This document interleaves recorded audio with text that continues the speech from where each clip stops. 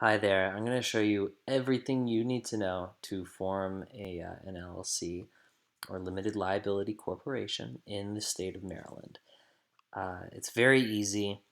Everything is done online via Business Express. That's what they call their internet portal. So basically, the two things you need to do before you can really get started is make an account with Business Express. Um, which you can do by going here. This is our little tutorial on it. It's very simple.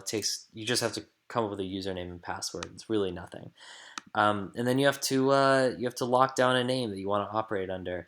This is a little bit more tricky because whereas most states will have a some kind of official procedure for reserving a name or inquiring as to the availability of a specific name, Maryland doesn't. They just have an entity search. So you just have to cross-reference the search with the whatever short list of names that you would be fine operating under, and whatever is available is what you are going to have to go with.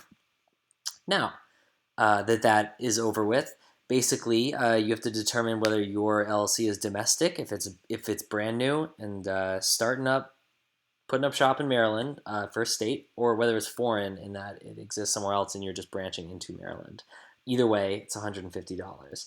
So I'm just going to show you domestic here just to give you an idea of how the process works. But you log into your account.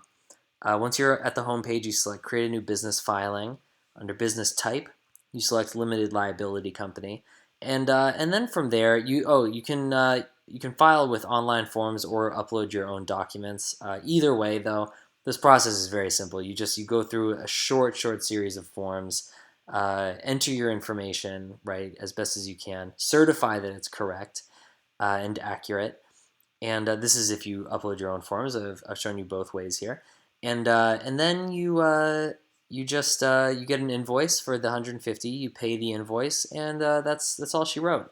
The only things you'd want to do now is potentially draft an operating agreement. It's not legally required, but it is going to be a document of prime importance for your LLC as your business moves forward, in that it will be the one thing really in black and white delineating the partner's interests, the organization of the entity when you meet, how who has which responsibilities, who gets what out of it.